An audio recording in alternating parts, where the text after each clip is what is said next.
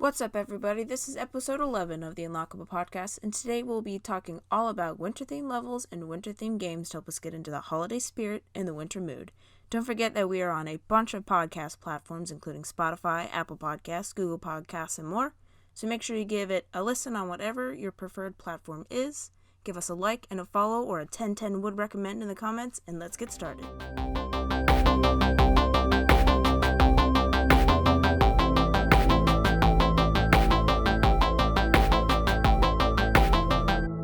Welcome back to the Unlockable podcast. I'm your host, Christian, and joining me as always is Hannah. Hello.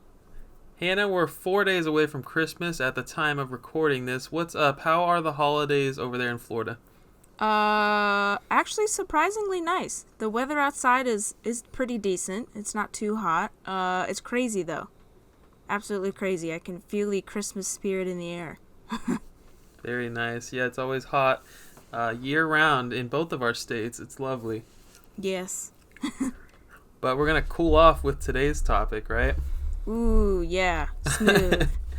But we're not ready for that smooth transition yet because we got to talk about what we've been buying and playing. So yes. Why don't you start? Okay, I will start. But last podcast, I talked about how I wasn't going to spend a whole lot of money because Black Friday was just around the corner. And boy, oh boy, did I spend a lot of money. Boy, oh boy. I was right. So the first thing I bought was Spyro, the Reigniting Trilogy, which I was very excited for. Yes. And then after that one was on Black Friday. And then after, I actually got this at Walmart on clearance. It was Final Fantasy X and X-2, or X and X2, depending on, who you are. But that was on clearance for $15. Bargain. Nice. And then the next one I got is The Outer Worlds, which you thought I wouldn't like. It's true. I didn't know that you would. Yeah, we already talked about it. But I think after I thought about it, I think you're going to enjoy it. And then the next one after that, this is actually an interesting story. So I ordered this before pre-Black Friday.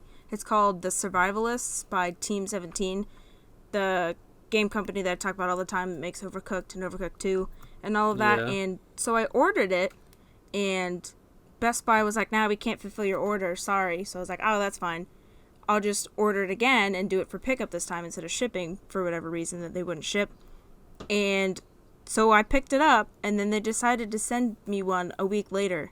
But, I'd already got a refund for it. So basically I got 2 games for the price of 1, and I returned 1. So basically they sent me 1 for free. Isn't that nice? Do you have 2 now? No, I returned 1. Oh, you returned the one that you paid for. Yeah. You're a scammer. So basically I got 1 for free. Somebody got fired over that. Oh, yeah, definitely. $20. Fire them. And then after that, I got Catherine Full Body, which, I mean, if you look at the cover, it's certainly not a game that I thought I would like to purchase. But I've heard really great things about it, so I figured for $20, why not invest? And then last but not least on my Switch games, I got Immortals Phalanx Rising, which is a Ubisoft title that was called Gods and Monsters. Wait, is it not Immortals Phoenix Rising? Is that how you say Phoenix? Hold on. I thought it was like...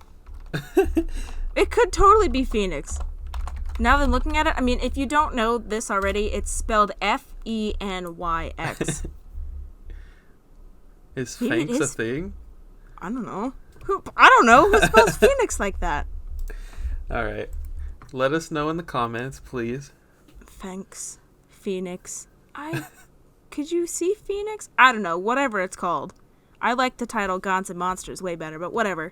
So I got that from Mercari because somebody had it on there for, it was $45, but then I had a $10 coupon, so it was really only $35, which is cheaper than you can get it in the store.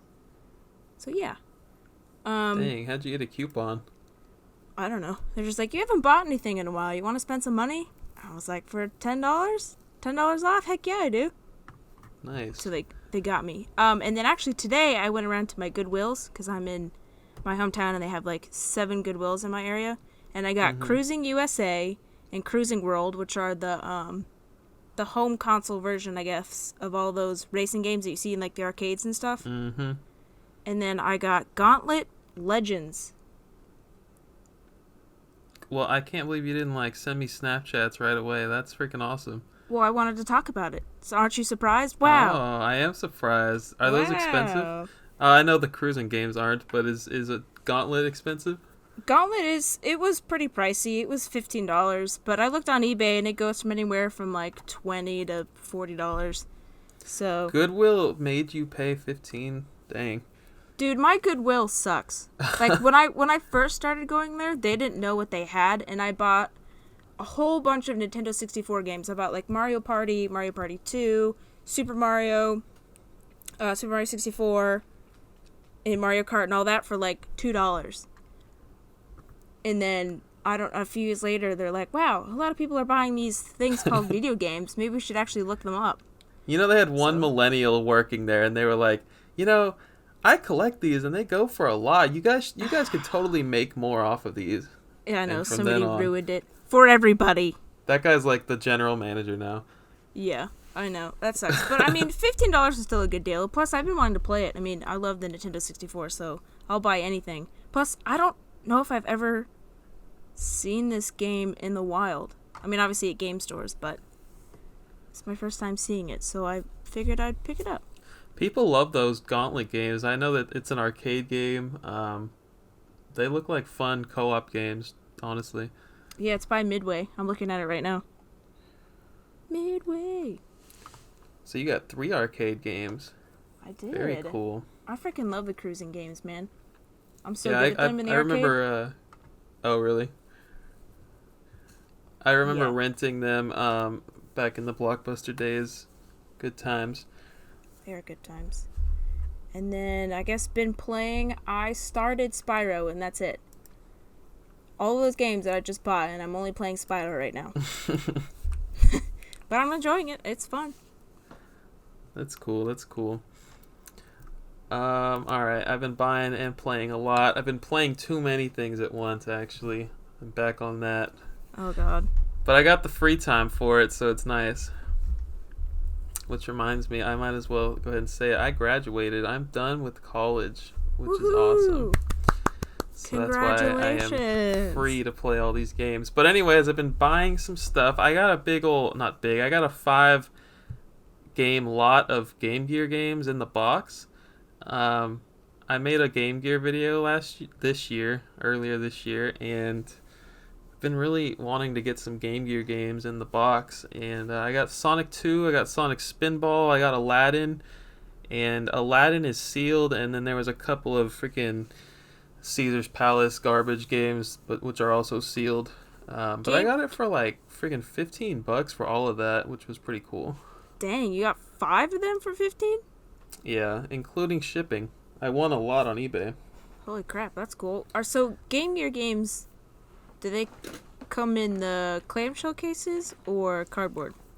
They're cardboard, which is why I'm going after them. Oof. They're these neon pink, magenta, like cardboard boxes, but they're pretty cool. Ooh. That sounds fancy. And then, I just bought this one. It's not even here yet, but Mario Tennis Nintendo 64 complete in box. I don't do a lot of N64 buying. Yeah, did I just hear you say Nintendo 64? So my thought process on this purchase was I was watching it for a while, and somebody dropped the price down to $35, and I was like, all right, you know what? It's complete. I'm going to go ahead and buy it. I already have the cartridge, so I can resell my cartridge and get like most of my money back. Or not most, but half. And I the real reason I wanted this game is because it is the first appearance of Waluigi. Did you know that? No. I don't think I did. So these comic people have been on first appearances for decades, and first appearance of Carnage, Amazing Spider-Man 361, it goes for a lot of money now, and I think that game collecting is going to get to that point soon. I don't think we're far off from that, so... Oh, gosh. Better start investing now. People are a big fan of Waluigi. I thought it'd be a good one to have. But, yeah, pretty cool. Huh. Couple of I got some Game Boy Advance games complete in box, of course, but I now have all 4 of the Super Mario Advance titles, so those are cool. In box, nice. Correct. And then I got Sega Smash Pack, which is just a little compilation, and I got a combo pack of Sonic Advance and Sonic Pinball, which not an easy box to find. So I got both of those 2 Sega games complete for a really good price. And then, man, I got a lot of Sega on this list, actually. I got Streets of Rage 2 complete in box, which is one of my all-time favorite games. I should have owned it a long time ago, but I'm happy to have it now. And last thing I bought some box protectors, because I have so many Game Boy games now that need box protectors. It's disgusting. Dang, well, I know box protectors are very expensive. I mean, I wish that they were cheaper. They were 10% off, which was nice. I just had put them off for so long that I had to buy 75 at once. Oh my gosh. That tells you how many freaking Game Boy games I've been buying lately. It's unbelievable. Holy crap, man. Jeez, I know that when I bought my sleeves that it cost me over $150. Oh my goodness. And I know, and I had some of the big Nintendo Switch collector's editions, like the Breath of the Wild one, and it's huge. That one was like $30 in itself. Oh wow. I'm sure that was worth it though. Oh yeah, definitely. Alright, so been playing Marvel's Avengers, been playing the heck out of not the heck out of it. I've been playing it a decent amount. I started playing Call of Duty.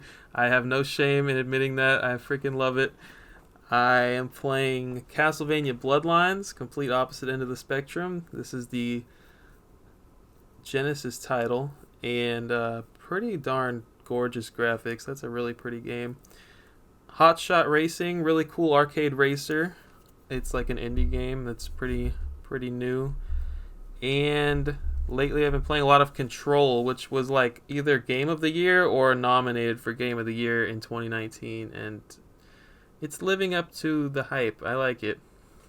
What kind of a game is it? It is like, I guess you could say a third-person adventure game. I'm not going to say it's a third-person shooter, but you do have a gun. It's kind of scary, but it's kind of Metroidvania, I feel like people would say. It's like you've got a map, and they tell you where to go next, and you have to go over there, and then like it's Metroidvania in the sense that you have to do backtracking a lot. Mm-hmm. But yeah, it's got some creepy aspects to it. The story is super interesting. It's a pretty good game. Is it like suspenseful, scary, or?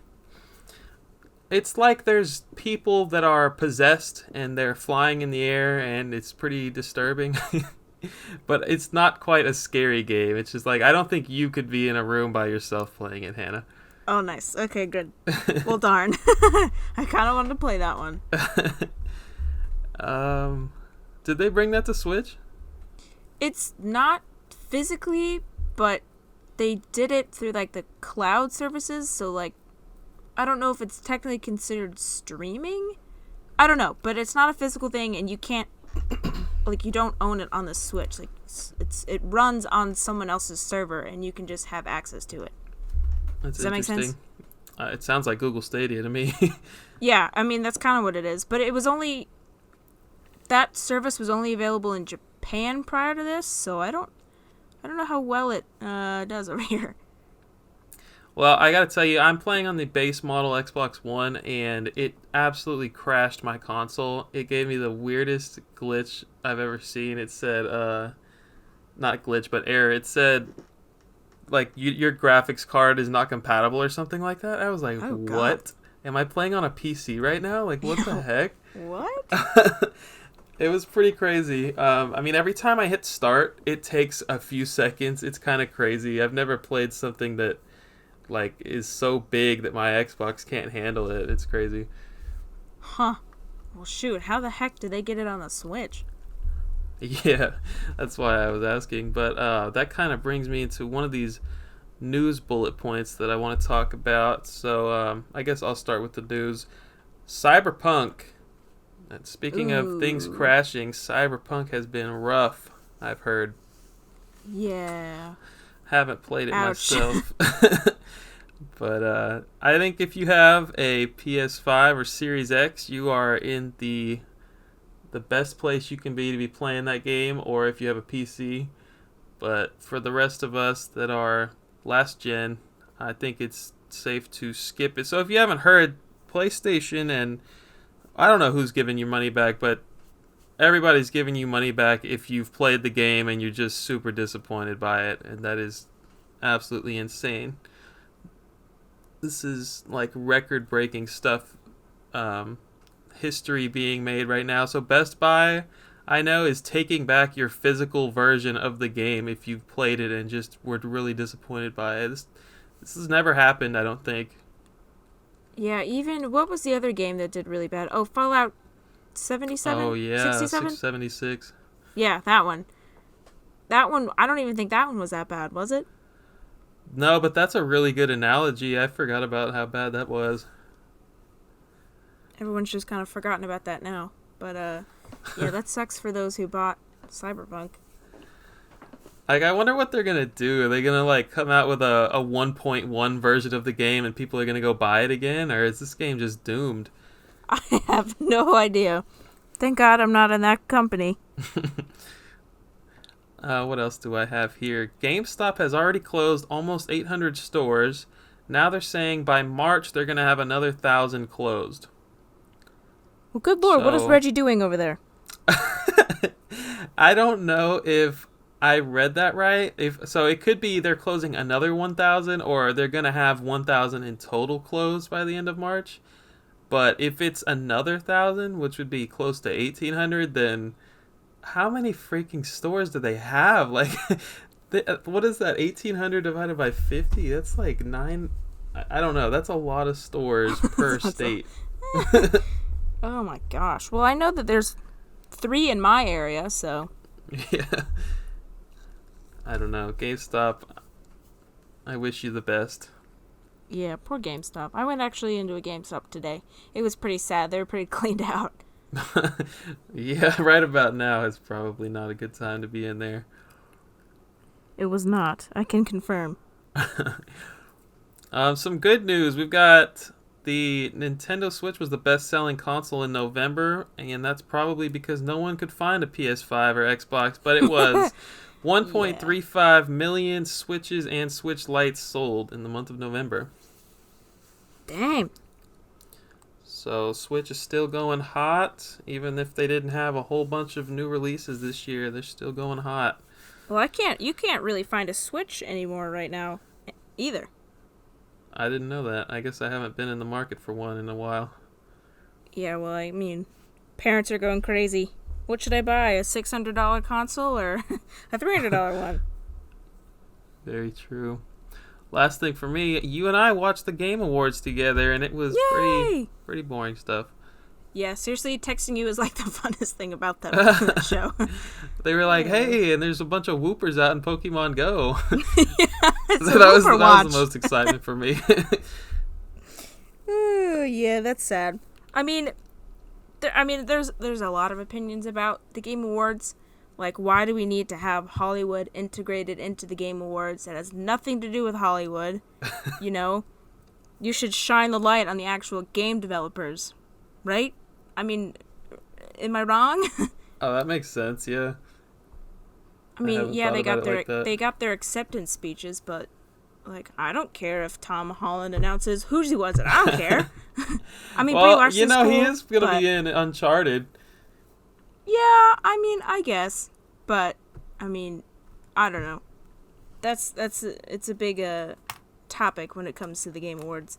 Plus, Nintendo did not show up at all. Like, besides the Smash announcement, like, that's what I watch for. I don't care what Sony or Xbox are doing. You know what you didn't talk about? This reminds me. How is Hyrule Warriors? Did you talk about that last podcast? I don't remember. I think you were playing the demo last podcast.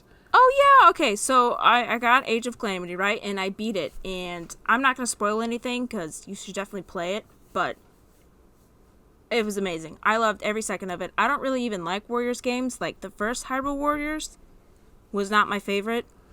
I don't know if it was oversaturated with Zelda characters, which, I mean, kind of was the selling point of the game. But, like, I like a story to go along with mine, and there wasn't, like, that big of a story. I don't know.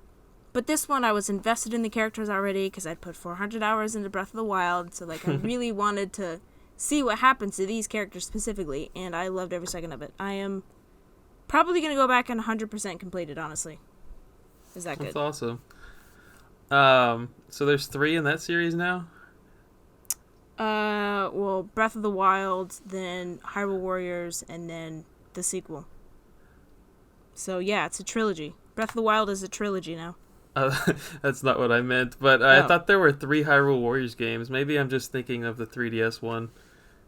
I don't know if that is considered its own release. Gotcha. Because I think, I don't know, don't quote me on it because I don't own it, but I don't think, maybe it is. I don't know. I don't know. It's also ported to the Switch, so you take with that what you will. Oh, maybe that's where my confusion is. I thought, okay, so there was the Wii U, it got ported to 3DS, and then it got ported to Switch? Yeah, but I think all of them add something, like, new every time it was ported. Oh, like, wow. I think the 3DS had Linkle as, like, an exclusive, and then the Switch got definitive, and I think it added more things. I don't really know. I didn't really have that much interest in playing it again. All right, well, you are up for the news. Okay, so for my news, it's very short news.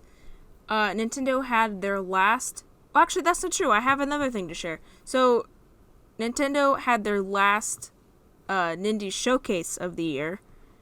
And, of course, there's always a bunch of cool looking indie games. But my favorite thing from that whole Direct was Among Us is coming to the Switch, which is amazing. I know you don't like that game, but I love that game. Happy for you and everyone else. Yes, so I already have it on Steam, which is the only reason why I have a Steam account, by the way. So I already paid my $5. Now I'm about to pay $5 again to have it on my Switch, because how amazing is that? Among Us on the go. That's pretty awesome. It is confirmed that it's cross-platform, so there's no worries there. And then Nintendo also had their Super Nintendo World Direct, which was completely random. Have you watched that one? I didn't know it happened already. It did happen already. So basically it was just Miyamoto going around and showing off cool and interesting parts of the Super Mario World at Universal in Tokyo, Japan. And then I mean, you should go watch it. There's a lot of, like, cool interactive things for, like, children. It's definitely geared more towards, like, children, but I'm a child at heart, so, like, that's going to be so amazing for me. I want to watch it just for Miyamoto. I love that man. He's so enthusiastic. It made, like, the whole presentation so much better. But if you didn't know, there's actually going to be a Nintendo... They confirmed it here, because I didn't know if they were continuing with the plans, but there's going to be a Nintendo World in Singapore and Orlando, Florida, and he said one more out. Oh, in California, obviously. I think it was in California. So, yes, there's more, and there's one coming to my home state. How exciting. Yeah, that's awesome. I had no idea. Yes. And then last but not least... on December 18th, which is already passed, 5 new games have been added to Nintendo Switch Online. For the NES, we have Nightshade. Never heard of that one. And then for the Super Nintendo, we have Donkey Kong Country 3, Dixie Kong's Double Trouble. Then we have the Ignition Factor. Never heard of that one. Super Valis 4 and Tough Enough. Tough Enough. I looked up a couple of these games. Super Valis 4 looks pretty cool. I thought it was like a Zelda 2 type of RPG, but apparently it's a platformer. It looks pretty fun. Oh, I've never heard of any of these except for obviously Donkey Kong Country, which we will be playing together soon. Yes. Thanks to the Switch Online service. How exciting is that? All right. That's all the news I got. Let's go ahead and jump into the topic today. Ice levels. Do you love them? Do you hate them? Hannah, you go first. Are you generally a fan of icy frozen levels in video games? I would say yeah. Ice adds a different layer to, I mean, depending on, I guess, what kind of game it is. But yeah, do you want me to start? Oh, I just wanted you to tell me if you like them or not. Oh, yeah, I do. They're nice. I think the fact that I live in such a hot state as Texas, I just love being in frozen tundras in video games. I think I love when it's snowing. It's like I go into video games for fantasy that I'll never have, and that's exactly what snow is. Same. Yeah, I love it. I like, I don't have a problem with sliding around mechanics in platformers and stuff, or in any genre, it doesn't matter. Yeah, it adds a new layer of fun. Cool. I'm glad Or we're on challenge. the same page. Yeah, to get in the wintry spirit, we're going to talk about 20 of our favorite wintry levels in video games in this episode. So 10 each, and this was actually your idea, so very good topic idea. Applause to you. Thank you. But yes, to answer your previous question, you can go first. Okay, so I'm going to start. Okay, first of all, let me say that these are in no particular order. They were just kind of the way that I thought of them. Okay, so my number one, or just the first one on this list, is Super Mario Odyssey, the Snow Kingdom, and specifically Shiveria Town? Shiveria Town? Right. I don't know how to say that. But, I don't know, I just found that whole entire level really, really charming. So my favorite part of that, why I like it, is the frickin' race What that you have is to that do. race? Oh my gosh. You have to be really good at it to actually get the star at the end. It's so funny. You're bouncing around with a bunch of fatzos. It's hilarious. So you use Cappy, right? And you take over one of the, I think they're called Shiverians, Obviously. the natives of the thing. But they're bundled up Yetis, like in coats, right? I mean, how do you explain that? What are those people? You did a great job. Okay, so you use Cappy and you take over one of them, and then you race in this race, and seriously, you just bounce around like crazy. You have to like time your bounces and click like the bounce button at a perfect angle, otherwise you're gonna go flying in an opposite direction. Oh my gosh, It's yeah. crazy. You have to be really, really good at it. So yeah, I like the level. There's also, in that level before you get to the town, there's giant clouds with Santa hats that blow you off a level. Yes, there are. I don't know why that's a thing.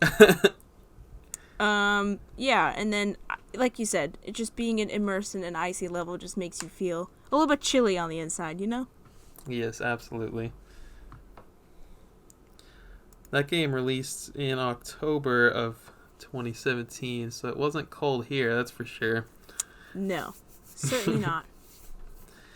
The reason I was like, I don't know where I'm going with that, but let me tell you what my number one is. It is Super Mario Odyssey, the Snow Kingdom.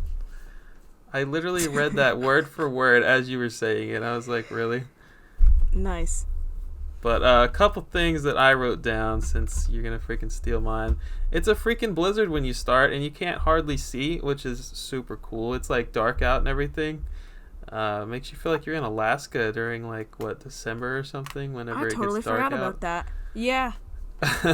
Super cool. The world is just gorgeous in general. I wrote that down. The town underground, Shiveria, you fall through a hole and find all of its inhabitants. Super cool.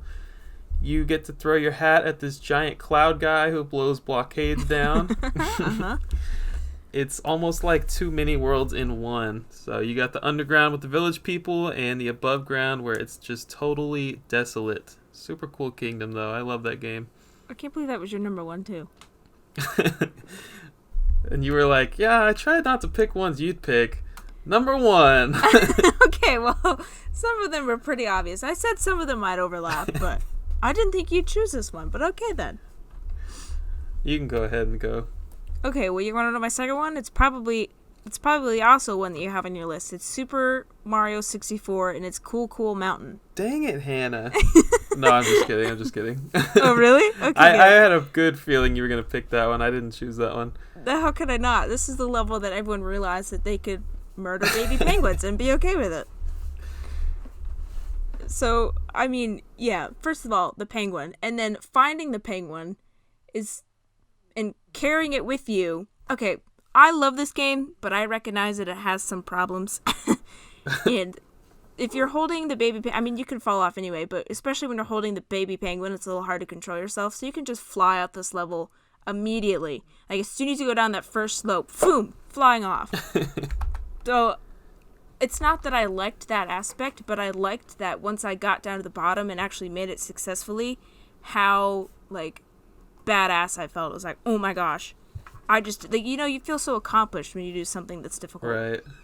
And then another thing I like about it is obviously the penguin race, which is probably, I mean, I love the slides in Super Mario 64, but this one is actually pretty difficult. Again, you can slide off as soon as you make that first turn. It's very easy to slide off. And you have to beat the penguin. You have to get faster than him. And there is a shortcut, but you have to get in front of the penguin like a certain amount and take that shortcut. Otherwise he'll be like, you cheated. And you have to do it again. Oh, really? It's been so long since I've played that race. Yeah, so you have to actually be really good at it. And there's actually a drop in the first, I don't want to say the first turn, but it's one of the first turns that you can make the turn and fall off the platform, but then actually land on another part of the platform, or another part of the track, and then just finish in like 2 seconds. So if you're skilled enough to do that, I thought that was very, very interesting. Anyone playing that for the first time, that was the only thing they wanted to know. Including me. You're welcome. For all those speedrunners out there. But yeah, I love that level. It's just, I mean, I love that game in general, but I like the snowy levels. I mean, the other snowy level is fun too. Hopefully that's not on your list. No, I didn't. More with the penguins, though. You have to ride on top of the penguin's head so you don't get blown off. Who would have thunk? What? Yeah, at the very top when you... what's... Snowman's Land? Is that what it's called? But yeah, you have to ride the penguin's head so you don't get blown off by the snowman. It's been years. Like, my cousin and I have been talking about 100%ing that game because we've never really 100%ed it after all these years. What? Dang, I got you call yourself a gamer? I got to like 100 stars on my file, and that's it. That's it. Like, it's not freaking, 10 out of 12. That's a fraction that I don't know right there. I'm 80%, something like that. Anyways, my number 2, I wrote down Sonic 3 Ice Cap Zone, Act 1 and 2. I am a big fan of soundtracks in games. Everybody is. This game has one of the best pieces of music ever composed. I kid you not, it is so good. Oh boy. So that one, this one had to make the list for the music on its own, but it's pretty fun level too. You start out, this is a Genesis title, mind you. You start out on a freaking snowboard as Sonic the Hedgehog. You are the coolest thing in existence. That's so cool. It's awesome. And then, so you start out on snowboard, you're going downhill into this underground ice cavern, and there's water, and the water is definitely my least favorite part of any level in any game in history, actually. Really? But especially Ocarina of Time. Definitely hate the water in that one. But so overall, Act 1 and 2 and the boss fight, pretty fun, pretty solid. That's my shortest one to talk about on this list, but yeah. Sonic 3 Ice Cap Zone. Go listen to the soundtrack at least. All right. Well, so what you're saying is you like solid water, but not liquid water. Absolutely. Very interesting. Got plenty of liquid water in Texas, but none of it's frozen. None of it's frozen. All right. I got it. Okay, so my number 3 is, I tried to stick to only one Legend of Zelda thing, because, I mean, almost every Legend of Zelda game has a snow level, but this one in particular is my favorite, and it's the Legend of Zelda Twilight Princess, and then Snow Peak Ruins. Have you played that's the one Twilight that Princess? I was hoping you wouldn't talk about. Yes. Nuh-uh, really? I added that on my list. Oh my gosh, I have it's so with much the Yetis, to talk about right? it. Yeah! Alright, well, we'll both talk about it. Go ahead. Yeah, okay.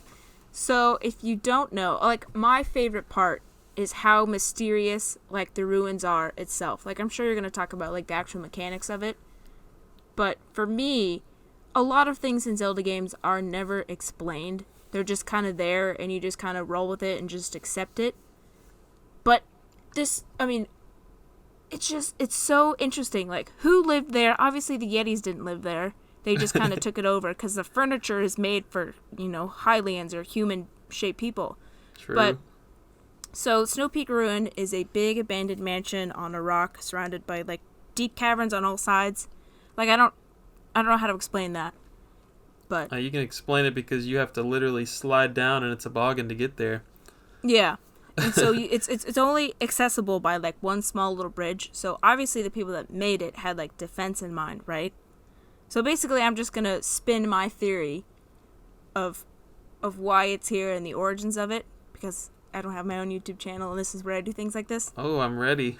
Yeah, okay. So the current inhabitants, right, are two Yetis, but like I said, obviously they didn't live there. They're just kind of moved in because it's in ruin. And so the reason why you go to the mansion in the first place, I don't know if this is minor spoiler territory, but it's to get a shard of the Mirror of Twilight, which is like the main thing in the game. And so when you walk into the mansion, everything is in ruin, like I said, right? So there's piles of rubble and there's columns that have collapsed and all sorts of stuff. But on the walls, you can still see paintings and banners and all sorts of things, obviously from the previous residents. But the pictures on the wall aren't the interesting thing. It's what's in the pictures that are interesting thing, right? So there's minor spoilers for all of these things that I'm about to say. But some of the pictures are the Sacred Grove, which is, if you didn't know, is where the Master Sword lies, right? Then there's the City in the Sky, which has been, like, the idea of it has not been passed down from, like, generation to generation, so, like, most people don't know about it. That's kind of, like, one of the main things in the game is you're trying to research it. And then the Arbiter's Grounds, which is, like, the dungeon of the game, and, like, you kind of go there to kill people, which sounds bad, but obviously they're not going to say that in game. But it's weird because the only people that would know about all of these, like, sacred locations or, like, ancient locations are people of power, right? So that leads people to believe that this was made for the royal family, right? So Zelda and the king and all of the, higher ups, Zelda's mother, whatever. I'm with you. So, and plus, like I said before, it was made for, like, with defense in mind, because you could only access it for one bridge. So obviously maybe it's like a safe house for them if something were to go wrong, because we know there's a lot of wars in Hyrule's history. And then also in the ruins, there's these giant suits of armor. I don't know if you remember this, but they're everywhere. Oh, yeah.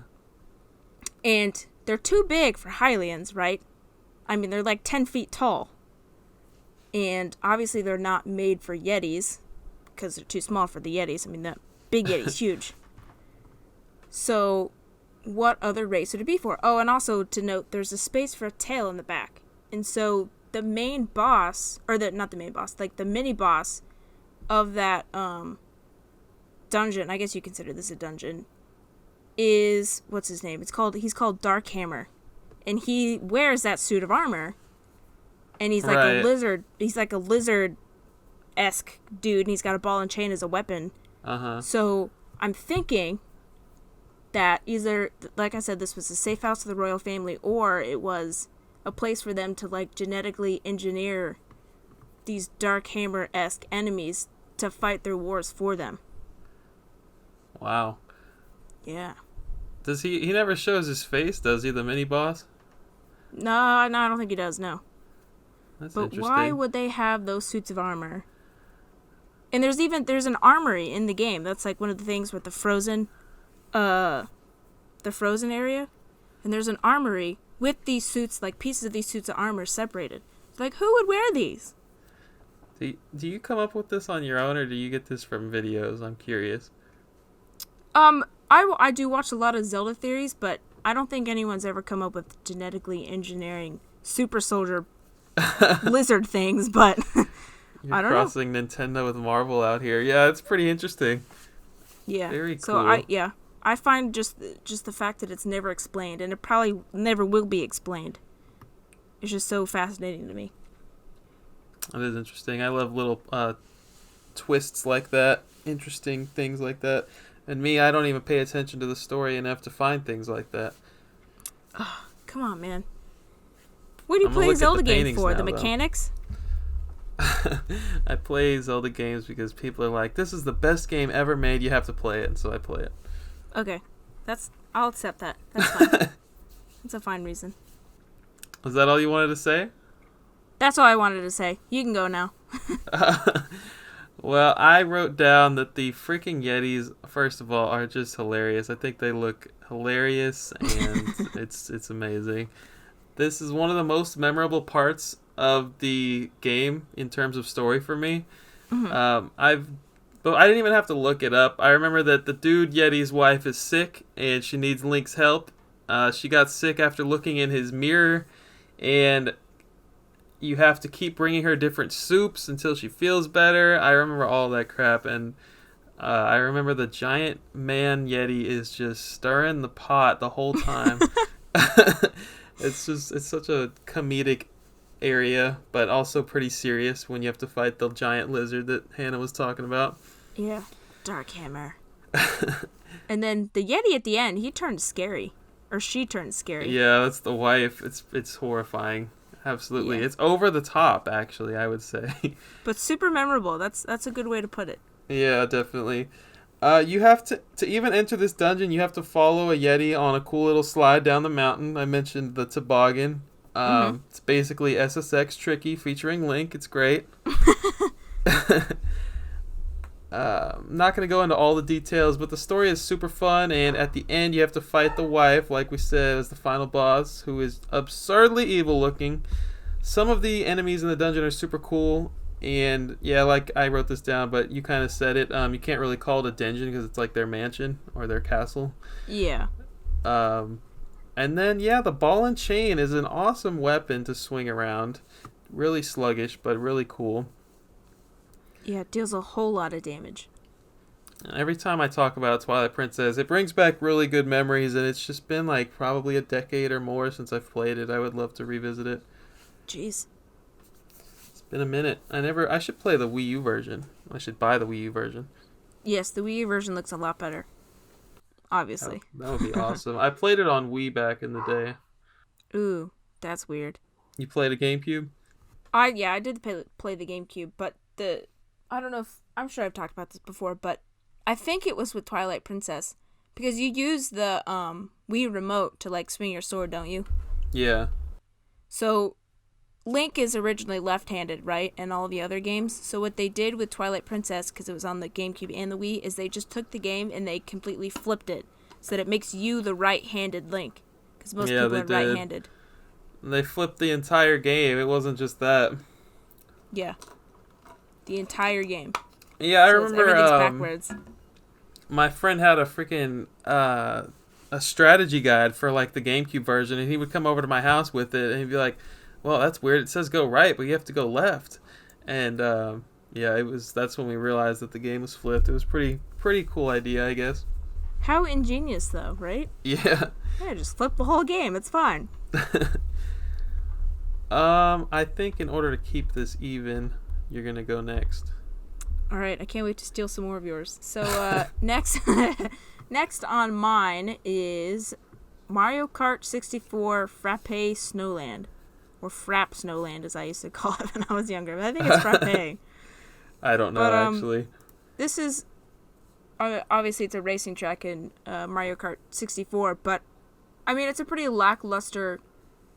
You know, in 64, you can't have a lot of stuff. But it's pretty lackluster. But my favorite thing about this entire level is that, like, field of snowmen that you have to, like, navigate between. And I played this game a lot, so I used to be, you know, pretty good at it. Patting my back on the shoulder. But when you get your friends to play, you're like, yeah, let's play, it'll be fun. And you just watch them hit one after the other. It's so funny. It's so entertaining. I have not played Mario Kart 64 once in my life. What? Oh my... How?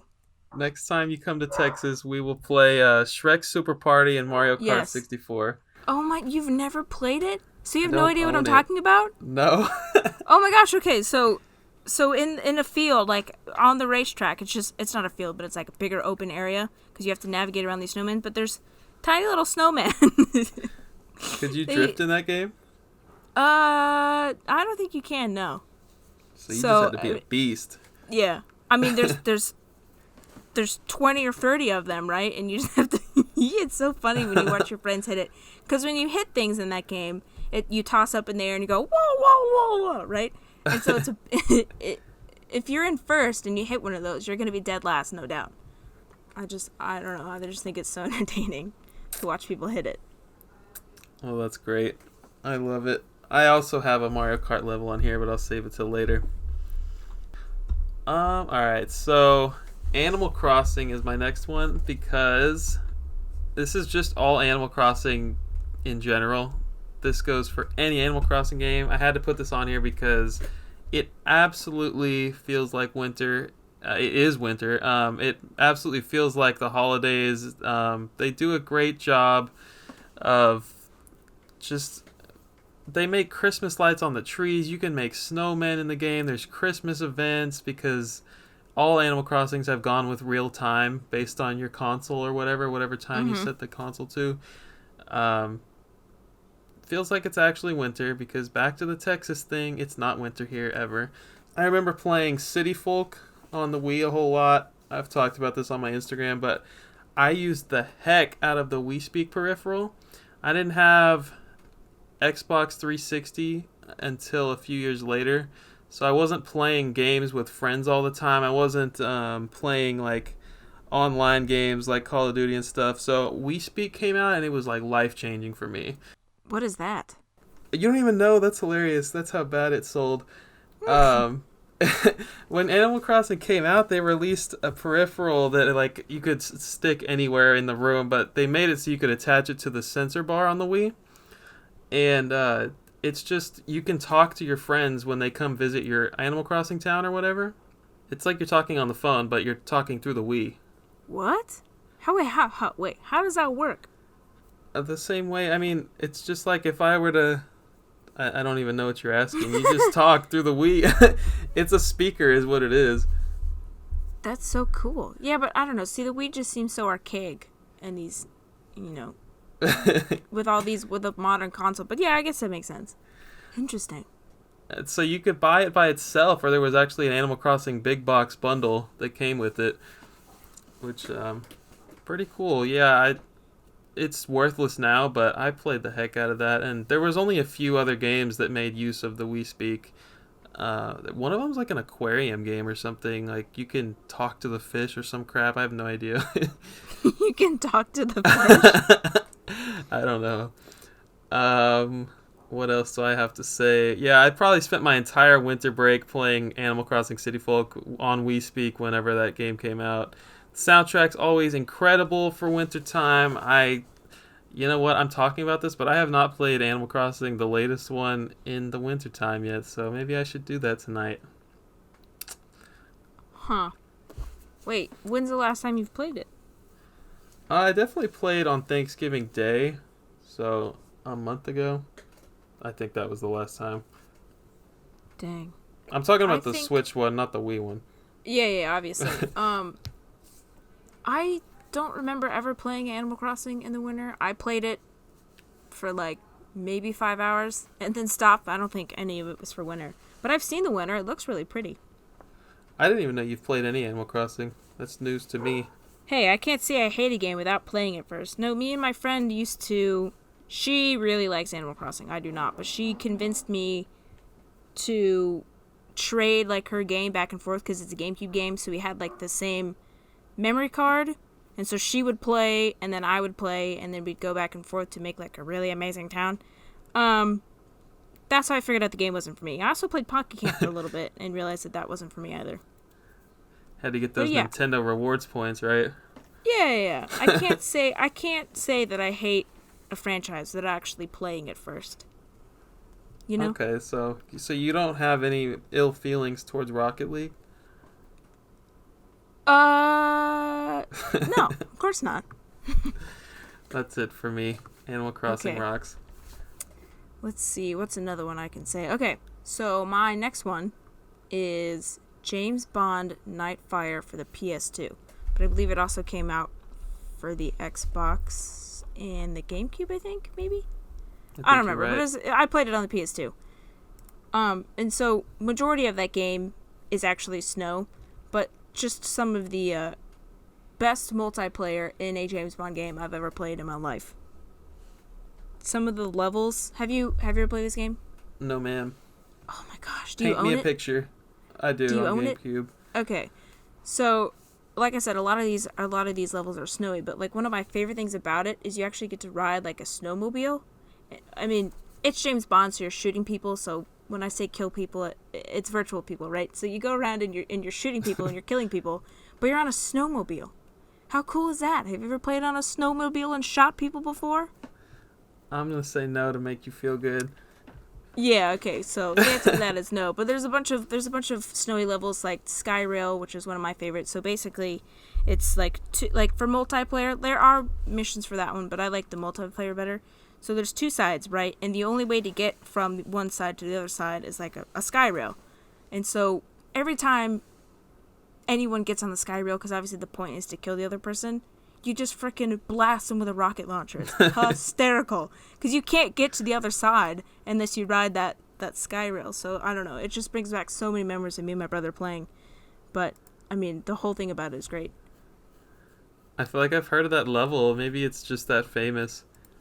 I mean, maybe. Skyrail. A lot of people have regarded this one as, like, the best James Bond game. Oh, I think it is. I think it's better than GoldenEye, which also has some snowy levels, but not as cool as this. N64 and GameCube era is like the prime time for like couch multiplayer stuff like this. I played the heck out of Halo, but I remember playing Star Fox Assault a bit too, which, you know, you don't even think of these games anymore as having solid multiplayer experiences, but man, there was no online play back then, not much at least, and you had to be in the same house, and it was the best. I miss those times. Yeah, me too. I do too. And speaking of GameCube, I'm going to bring it on to number 4, which is Metroid Prime. And everybody who's played this knows that Phendrana Drifts is fantastic ice level. One of the best in gaming history, probably. Phendrana what? Have you played it? No. Okay. It's called Phendrana Drifts. Phendrama? It's an N, not an M. Phendrama. How do you spell that? PH Phendrana. Huh. Nope, never heard of it. Paint me a picture. So, it's snowing, right? There's a little bit of snow in the air. No, I mean, it's not about the it's not about the environment itself in this one. What really makes it amazing is like just this part of the game is really solid, I guess. So it's not necessarily the icy part that's making it awesome. Do you know what I mean? Yeah, gotcha. So you get the boost ball here, which is a pretty solid upgrade. You get to... It's a gorgeous area to explore. It's snowing, I mentioned. You got several inches of snow piled up. You got lots of snowy themed enemies. There's a killer soundtrack. I can't stress it enough. I will study to Phendrana Drifts on repeat. It is so good.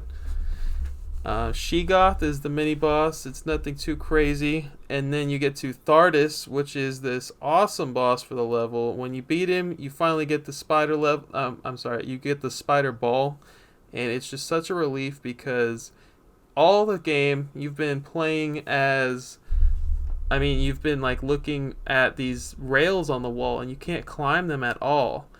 And you finally get the spider ball and you're like, that's what those freaking rails are for. I can finally go back and get all the crap I missed. Like, thank God. Biggest relief ever. Definitely one of the most memorable parts of the game. It was solid. That sounds very interesting. No, this is Metroid Prime, you said? The first one? Yeah, the first one. Dang. No, I've never played it. I own it, but I've never played it. I don't think it'd be too scary for you. Good. I might actually play it. My turn. Okay, let's pick another one here. Okay, this is another one. Kind of on the same page as what you just said, but it's Xenoblade Chronicles 2 and the Kingdom of Tantal, or Tantal. I don't know, depending on how you want to pronounce that. But yeah, it's the same thing. It's not necessarily that everything is snowy that makes this level so cool. It's just, it's just the, like, maybe it's the opposite. Maybe it's more like the environmental, like the way that you feel immersed into the level. It's not just the fact that it's snowy. Yeah, that's all it takes. I mean, the level looks beautiful. If you've ever played a Xenoblade Chronicles game, you just know that when you sit in a spot and you look out onto the world, like, everything feels alive, right? You can see monsters moving in the air, and you can see, like, this game takes place on a giant, it's called a Titan, but just think of it like a giant living thing, an island, but you can see it moving in the background. I think it's so cool. Wow. And yeah, so the kingdom itself is really mysterious. I don't want to give anything, like, any spoilers, because it plays really heavily into the story, but it's so interesting. I'll give you a tidbit, though. They did something in the past, right, that makes them all suffer. So they live here, like, isolated from everyone else on their own, like, little Titan, and they have to suffer based on something that they did in the past. And it's actually the home kingdom of one of the, not the main characters, but, like, one of the characters that you can switch in and out. So it is really interesting, but I don't want to give any spoilers away because it's pretty pertinent to the story. But yeah, it's just the environment itself. Oh, and also the music. Absolutely amazing. It's like a mix between mysterious, like, kind of creepy music and then, like, relaxing music at the same time. I don't know how to explain it, but it's very nice music. I guess if you can't explain the soundtrack, it's either amazing or just terrible. Yeah. Exactly. Cool. I had a feeling Xenoblade was going to pop up. Yep. Ding, ding, ding. All right. One of my favorite games ever, Secret of Mana. It is the Ice Country. Wow, yeah, I just said that about an RPG. That's crazy. That's so surprising.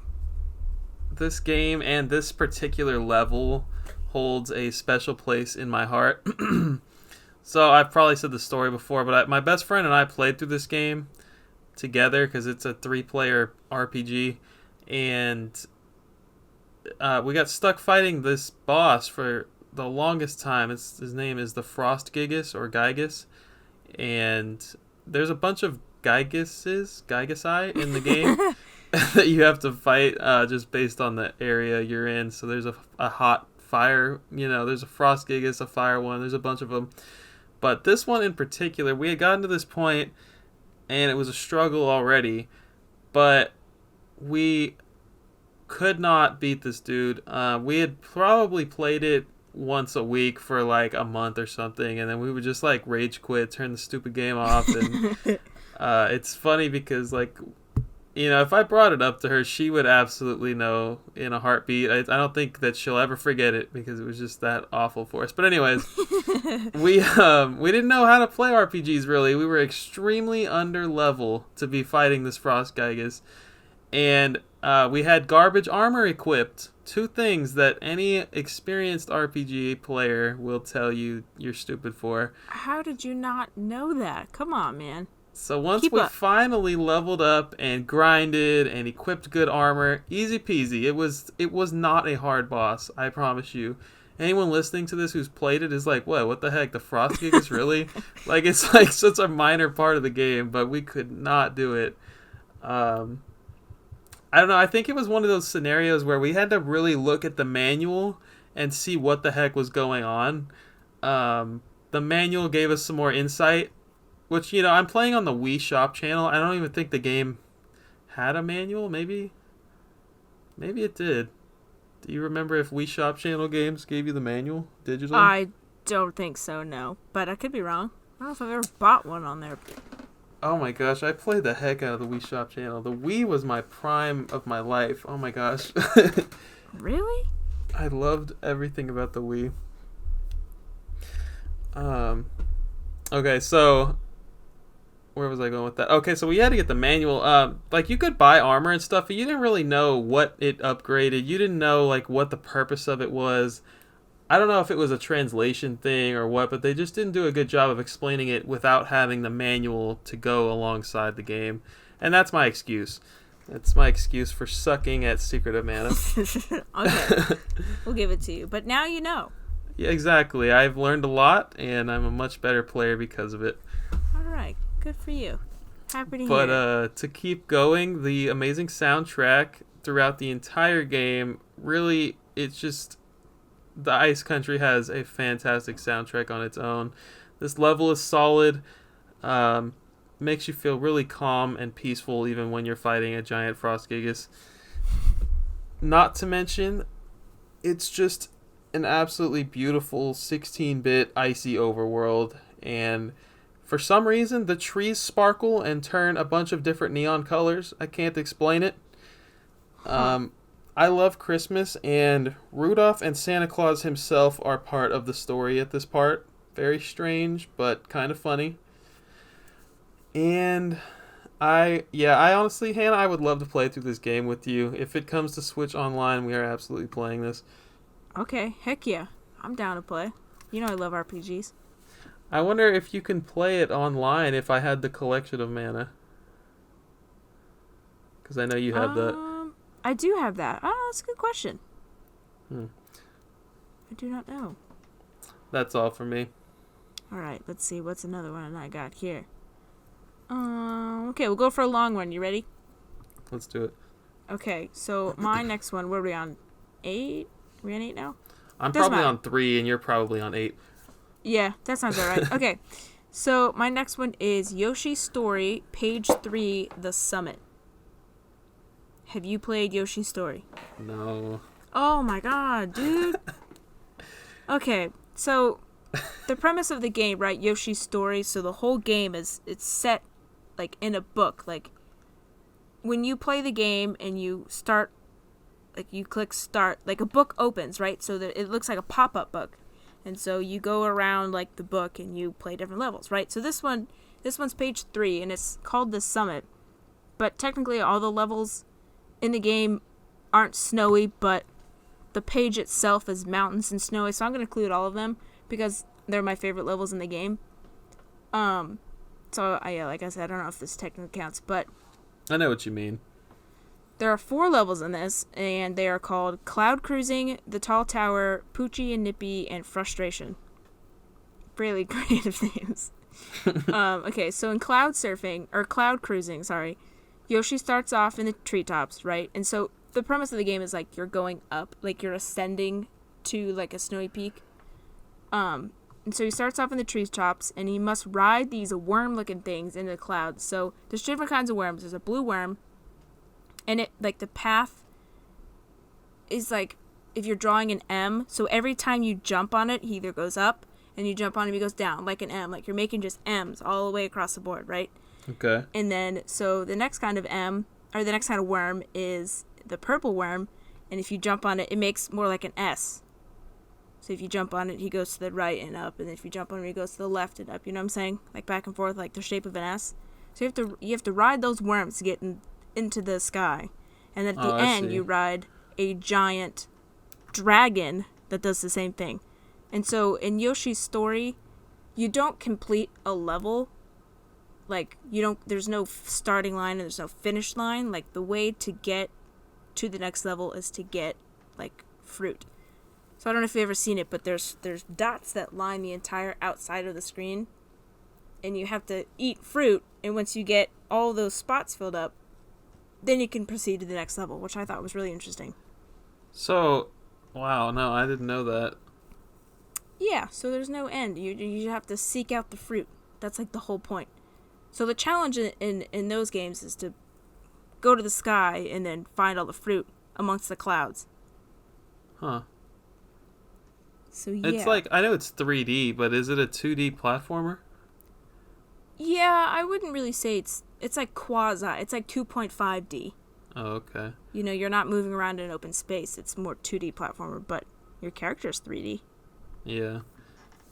And then the second level in that... basically, like I said, you're kind of ascending upwards. So basically, it's a giant tower made out of, like, Tinker Toys. You know what Tinker Toys are? No. You don't know what Tinker Toys are? Bruh. And you're older than I am? Okay, so basically, it's just a set of wooden, like, pipes and, like, I don't even know how to explain it. It's like wooden, it's wooden rods, and it's got, like, like nodules on the end where you can put in more rods. I don't know. That's very confusing. Well, looking at it, you're doing a pretty good job of explaining it. Am I? Okay, so yeah. And then you can just build things out of it. So basically, it's kind of like that, but obviously it's not Tinker Toys. But you, like, ascend the level by jumping on giant springs. So just think of it like a child building blocks, right? Building a block tower, and then you ascend that. Which, I don't know. I love building things like that, obviously using Tinker Toys and playing with Tinker Toys, so that level to me is really memorable. I didn't realize that, like, all Yoshi games were all crafty like this. I thought it was just, like, the latest 2 entries. Yeah, so I think they kind of leaned into the craft a little bit more. Yeah. But yeah, this level is more crafty. But they're not all like that. Maybe they are. I don't know, just think of everything on, like, Yoshi's on a small scale, but he's, like, in a giant human world. I don't know if that makes any sense. I'm with you. But, okay, so the third level is called Poochie and Nippy. Poochie's the little dog thing. Mm-hmm. And this one's actually a snowy level. So this level is completely covered in snow, and there's a cute little snow-covered mountain backdrop in the background, as most of these games have. And this level also has Shy Guys with cute little earmuffs, and they throw snowballs at you. Earmuffs? I love it. Yeah, and they'll throw snowballs at you and knock you backwards. And then the boss of the game is a giant cloud thing, just like in Super Mario Odyssey. I don't know what it is. It's a cloud, and it blows the wind at you. No Santa hat? No, there's no Santa hat in this one. It's just a cloud. And then the really cool thing about this level is, so in the beginning of Yoshi's story, I guess I probably should explain this, but in the beginning of Yoshi's story, like, you get to pick which color Yoshi you want. So you start off with 6, I think, and it's like red, green, blue. I don't know. Anyway, so in this one, you can unlock the white Yoshi if you're able to find him. So I was obsessed with doing this when I was younger. I was like, I have to get all these Yoshis. They're so cool. I want to be the white Yoshi and the black Yoshi and blah, blah, blah. So just finding him is pretty difficult because there's a lot of backtracking in Yoshi. Back and forth because it makes it artificially longer, right? But, right. Yeah. I don't know. I had to unlock all these Yoshis. And then the last level is called Frustration, and boy, is it. It's also another snowy level, but I can't even explain it. There's just so much going on. There's enemies flying around, and they're hitting you, and then you can fall off, and then there's these, like, wooden block things that circle, like, move in a circle, and you're floating in the sky. You have to, like, keep jumping on it to make it move forward, but you can't fall out. You know what I'm talking about? Oh, yeah. Like, the classic momentum of you platforming. jumping on it. Yeah. And it moves. Oh, my gosh. That one's a nightmare. But it's fun. All fun. Yep. And then, of course, obviously the music in every Yoshi game is amazing, but yeah. Up until a couple years ago, I never played Yoshi. I had no experience. Now I've played Woolly World, Crafted World, and, of course, Yoshi's Island, and yeah, I freaking love those games, and I've been missing out. I would love to play Yoshi's Story. It sounds like it's the odd one out. No, you need to play this game. It's amazing. This is what got me into Yoshi at all, and I don't think any Yoshi game I've played since has really come close to this one. There aren't a lot of Nintendo 64 games that I really want to play, but I guess I'm definitely missing out on that one. And Mario Kart.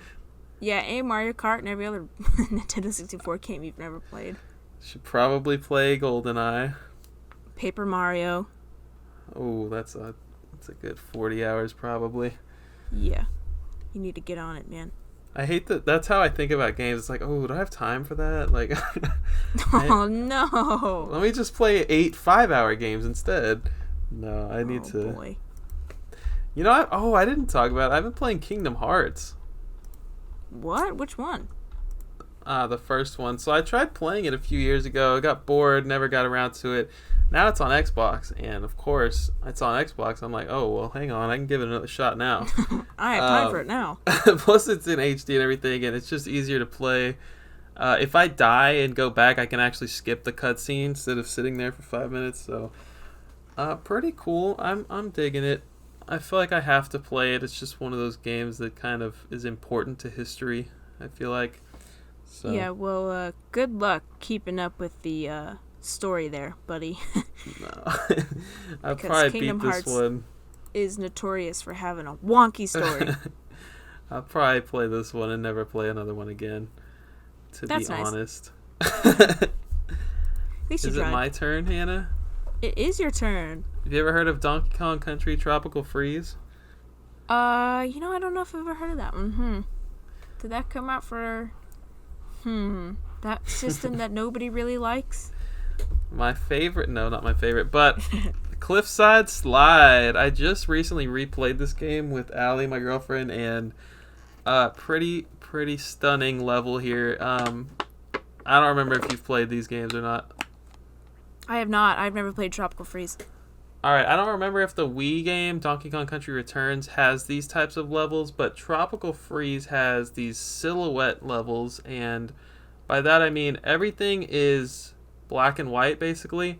Donkey Kong and whoever your second player is just a silhouette of themselves, and the background is a silhouette, so everything just black and white. You can't really tell what you're standing on or where you are.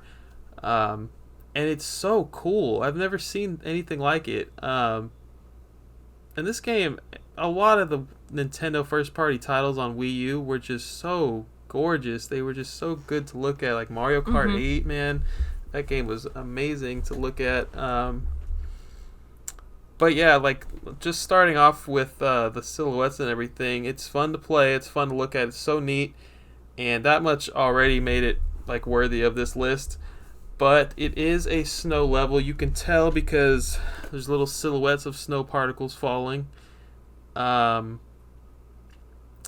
It's kind of a tough level. At the end, you really have to rush. It's like one of those platforms are disappearing quickly behind you, but it's because they're being swallowed up by an avalanche, which is cool. Nice. It really helps to have a player 2 in case you go down, because you will. But yeah, I really like what they did with the avalanche in this level. The whole game, the whole level is super fun. Like, it's called Tropical Freeze. I'm sure there's a bunch of different icy levels you could choose from, but this one was most memorable for me, having just played it recently. Well, technically, I mean, that whole game would count, right? Because the title is Tropical Freeze. Alright, well, let me start talking about all of them then. Go for it. Very nice. Okay, my turn. So, I don't know what number on, but this one is Spyro Season of Ice for the Game Boy Advance. Have you played this? All I can say is that my very first Game Boy Advance game was Spyro, I think, or one of my first games. I don't remember which Spyro though, because there's like 3 or 4. Yeah, there's a bunch, and I think I've played all of them, but this one sticks out in mind. Well, I mean, like Tropical Freeze. I mean, it's Season of Ice, so does the whole game count? I don't really know. Yeah, but there's levels in this game that are completely covered in snow. But as a kid playing these games, like, obviously there's not an intense story, and there's not a whole lot of, like, you can just sit down and play 5 minutes and then save and be done, right? So as a kid, that was so convenient, and it's fun, easy gameplay. If you've ever played a Spyro game, it's basically just like a collect-a-thon platformer, right? So you're just collecting gems and flying around, and you're breathing fire and hopping from platform to platform. Is that what the GBA games are like? Yeah, exactly what they're like. And this one, I mean, obviously it's 2D, but it's like 3D, and you can, like, run around. It's not just like 2D platforming. And so that to me was really fun. But one of the other ones, I think, is just 2D, and it's got a whole bunch of ice levels, but I don't remember that one as much. But yeah, this one was really fun. Just, running around as a purple little dragon, breathing fire and kicking enemies' butts. That's all you got for me on that one? That's all I got. I know, it's kind of short. It's alright. Yeah, that's how I felt when I talked about a couple of these myself.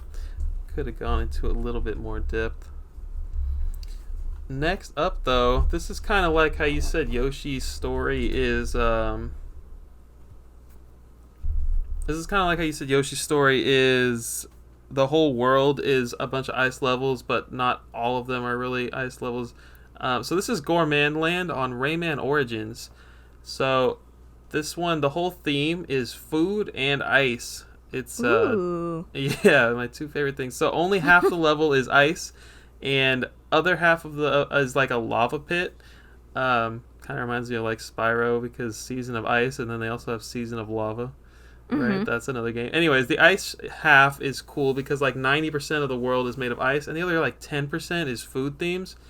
You got lemon slices on forks that are used as platforms, soda cans. You got cans of tuna, frozen fruits in the background, half-eaten watermelons and limes that you walk through like doorways. It's so cool. That's Flies fun. flies are hanging on to little tiki umbrellas that you can see in mixed drinks a lot of times. So yeah, that's Gourmet Land. Another one I probably could have gone into a little bit more depth in, but pretty solid. How can you not like food themes in video games? I love food themes, like the food theme in Super Mario Odyssey. I love that one. All the people are little forks. Oh my gosh, it's the perfect game. I love that game. Okay, my turn? Absolutely. Okay. This one's also a short one, but it's okay. I'm leaving my last one to like talk your ear off for probably like an hour because that's the only thing to say about it. Anyway, okay, so this one is Donkey Kong Country, and it's Gorilla Glacier World and Snow Barrel Blasts. You've played Donkey Kong Country, right? Yeah. So you played yours on the SNES, though, right? Yeah. So I played mine because I don't know what they look on the SNES, but on the Game Boy Advance it looks absolutely beautiful.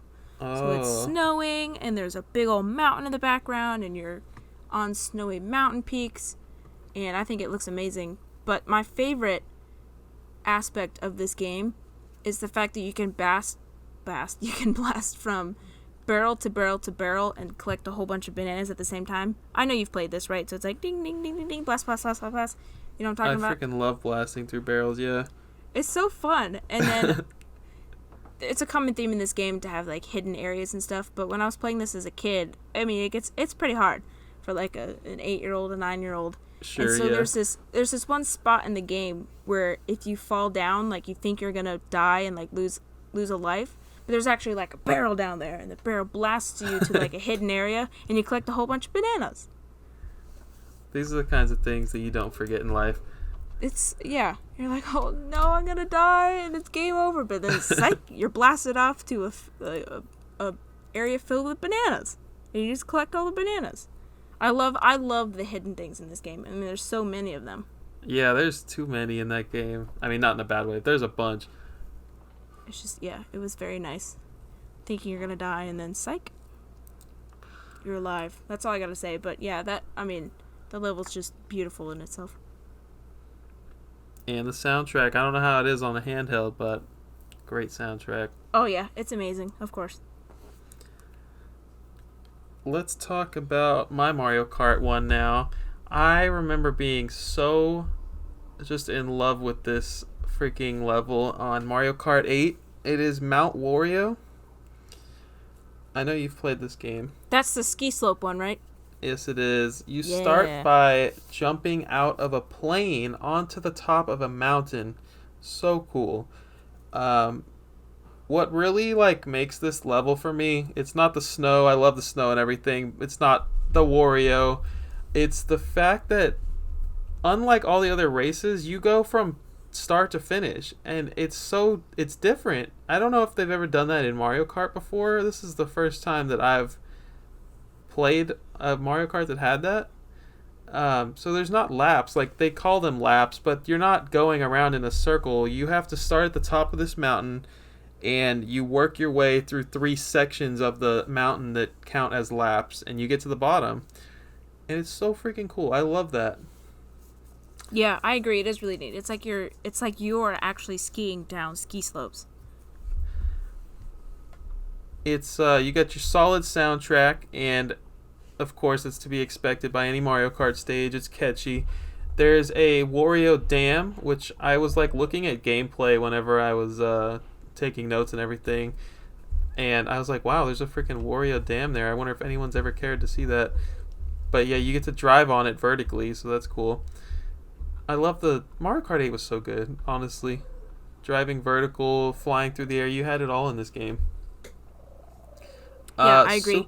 Super cool level overall. They should do more where you don't have laps like this. I think it adds a very nice variety.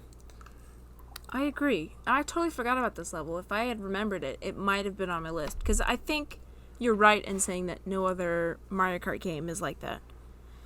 I think when I was like looking up Mario Kart Ice levels, I was gonna say DK Summit or something because I really liked that one on whatever game that was in. But Mount Wario definitely takes the cake for me. I agree. That one is cool. I mean, there's another ice level. I don't remember what it's called though. It might be DK Summit. Nah, it might be. I don't know. I can't remember. Okay. Double Dash is my favorite Mario Kart, but Mario Kart 8 is right behind it. Oh, man. As someone who's never played Mario Kart 64, I don't know if you can say that.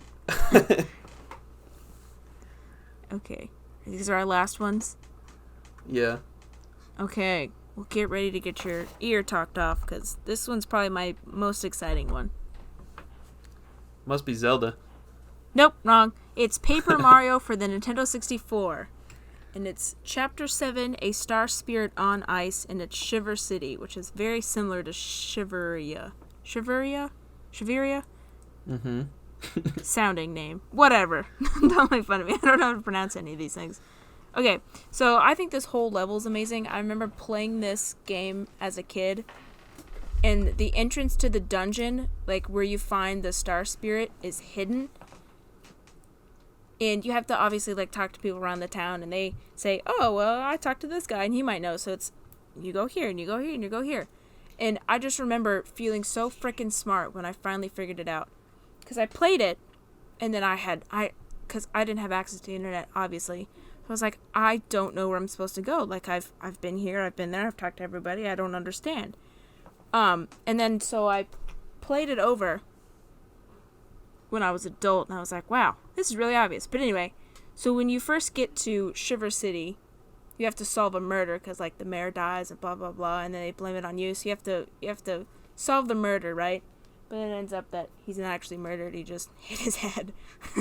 Anyway, and so once you solve the murder, you have access to the rest of the level that's blocked off if you don't talk to all these people, and eventually you talk to someone who informs you that the next Star Spirit, which is what you're collecting in the game, to beat Bowser. So you need that. And then, so he tells you that the star is located in the Crystal Palace, located at the top of Shiver Mountain. But where exactly and how to get there has been lost to time and is currently unknown. So you're like, oh, that's nice.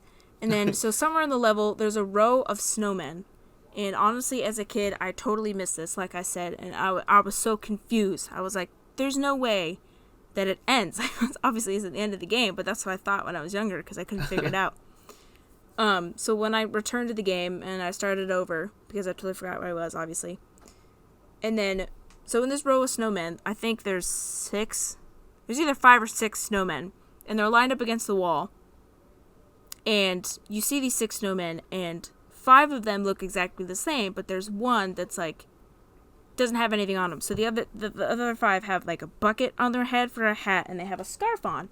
So obviously, as an adult, I'm like, oh my gosh, that's freaking it. So then you go back and you look through all your items, and you have to put a bucket on the snowman's head, and you have to put a scarf around his neck, and then it opens up.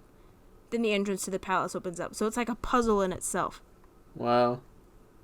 So I felt like a genius. But it was pretty obvious when you're an adult. But as a kid, you just miss it, I guess. Because it's in the background. You can't really tell. Yeah. Yeah, Paper Mario seems to be full of that type of stuff in the 3 Paper Marios I've played. It was so fulfilling. I felt so smart. But yeah, I just think the entrance to that is so cool.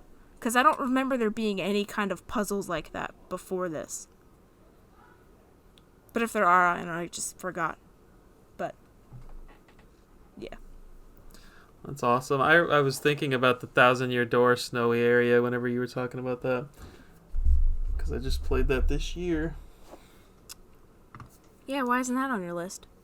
Oh, because that was 40 hours of my life. No, I mean, it wasn't that bad. I enjoyed the game. It was a long one. I wish I would have saved the best for last, but I'm talking about Shovel Knight here, which is a freaking awesome game. I loved it. Stranded ship. Sounds like a water level, but it's actually a snowy, icy area.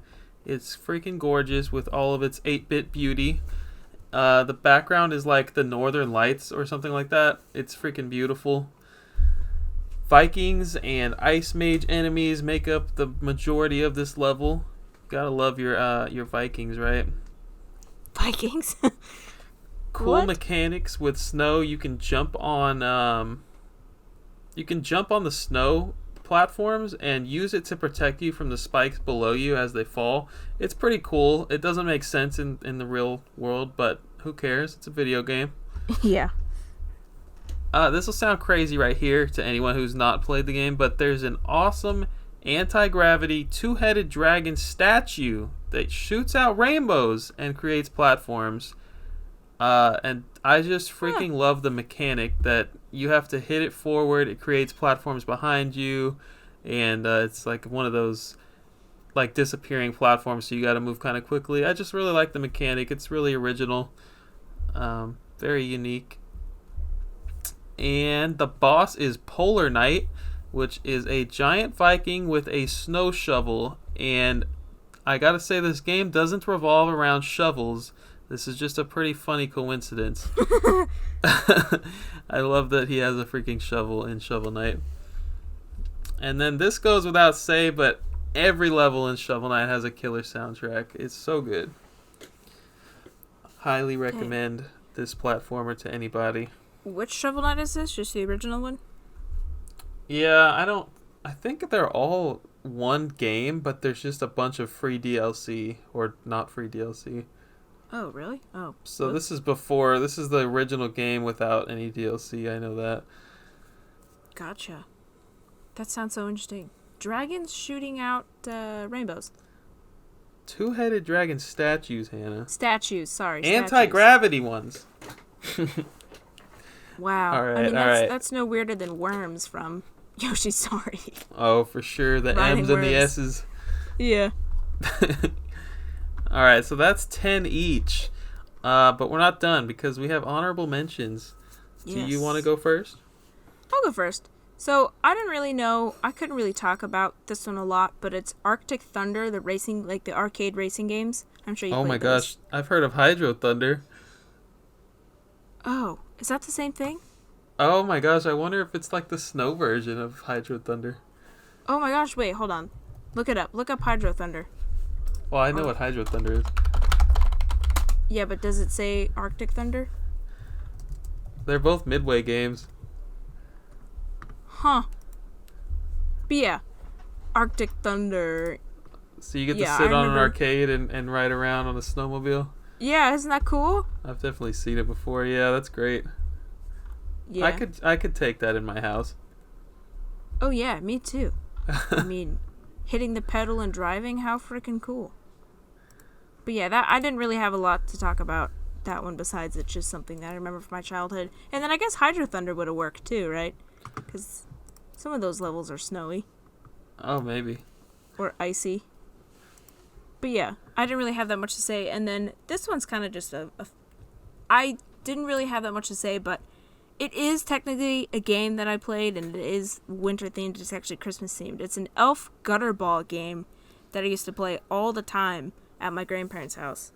And I can't remember what it's called, but it was so funny because if you make a gutter ball, which happens all the time, and it's bowling, right? And so if you make a gutter, the elves turn around and they pull their pants down and they show you their butts. I used to think that was so funny when I was younger. There's this dude that comments on some of my YouTube videos, and his name is Elf Bowling, and he's got a picture of like a gnome or something in like Christmas attire. So I wonder if that's like, maybe that's the name of the game, Elf Bowling. Yeah, it probably is, because it was on the computer like, I mean, it must have been 18 years ago? Woo! A long time ago, because I was really young, but I remember it because it made me laugh. I mean, they pulled their pants down. How funny is that? Makes you want to get a gutter ball. Yeah, yeah, exactly. And then the other one is Yoshi's Island for the SNES or the Game Boy Advance, and it's World 5, which is snowy, but I didn't really have that much to say about it.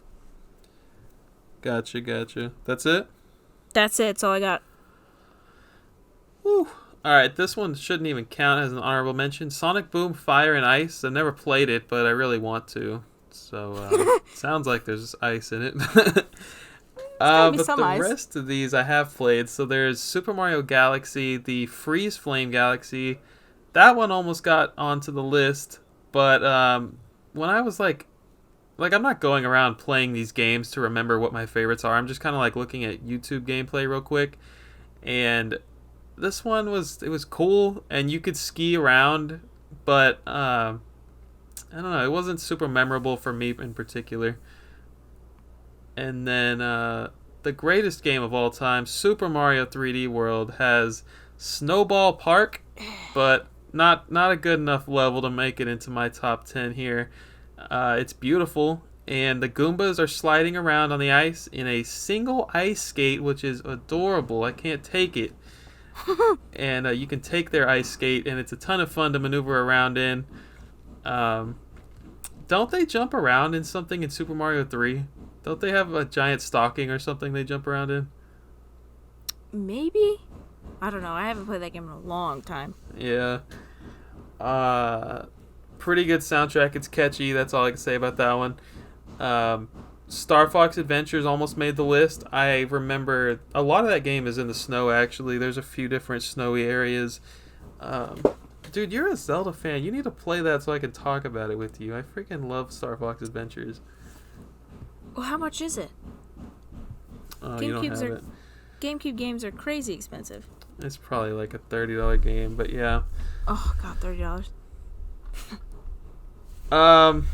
Awesome game. So, yeah, I guess I won't go into it too much, but there is a snowmobile racing stage to start the game off, if that gives you any sort of incentive to go buy the game right now. Snowmobile? I love snowmobiles. I've been playing a lot of Mega Man the last year or two, and Mega Man Iceman, the first Mega Man game. He is, Iceman's the boss. His world is like, I don't know, I thought about throwing it on here, and I was like, man, that game was hard. It doesn't deserve to be on my top 10. Celeste is a game I played last year, I think, maybe 2018. But you have that one, right? I do. Yeah, now that you mentioned it, that whole, all of it's icy, isn't it? Yeah, you're going up a mountain the whole game, yeah. But, I mean, there's levels there's one inside of a hotel, I think, so they're technically not all snowy levels. I don't know. I remember that game being great. I don't remember any in particular level, so I didn't want to throw it on here. And then I did throw Mario 64 onto here because there are at least 2 snowy levels. Yep. I remember the one where you jump into the fake wall, or is it no, it's not the fake wall, it's the mirror, right? Yeah. Right. Well, no, it's not. No, it is a fake wall. The fake wall is the desert, isn't it? Definitely. That's the another desert. Fake wall. That's another there's fake wall. 2. Okay. Yeah. The fake wall is next to the mirror, though, in the other snowy level. But yeah, Okay. It's a fake wall. Well, that one I remember. That's the one where you ride on the penguin heads. Is that what you're talking about earlier? Yeah. So when you climb up like it's not a mountain, but it's a mountain-esque thing in the middle. There's like a giant snowman head, and it tries to blow you away, and it can blow you away and blow your hat off. But you have to ride the penguin's head. And somehow the penguins just don't feel friction or anything. Like they are glued to the ground. Yeah, I mean, they can walk on ice, but yeah, he walks forward, and then he walks backward. And then he walks forward, and then he walks backward. And then he walks forward, and you're like, oh yeah, I can get off, and then he walks backwards again. But yeah. Well, that's it. We did it. And honestly, that flew by because it's already been an hour and a half. It feels like it's been a half an hour for me. That was fun. Yeah, that was fun. Go me. Good idea, me. I'm hoping this episode will be out around between Christmas and New Year's. So Merry Christmas and Happy New Year, you guys. Yes. See you in 2021. Let's make 2021 an even better year for the Unlockable podcast. Yes. We really appreciate your support. Hannah, you got anything to say? Just, thank you for watching. And thank you for commenting and liking and sharing all that stuff. It really means a lot. That's kind of why we do it. I mean, as much as I love talking to you, I want other people. We're talking to other people too, Thank you guys so much for the support. The show is available on every podcasting platform that your brains could think of. And yeah. So, where can the people find you, Hannah? Game Girl Advance SP on Instagram. And I am at That Gamer Nerd on Instagram, Bird Dog Gaming everywhere else. We will see you guys next time. See you.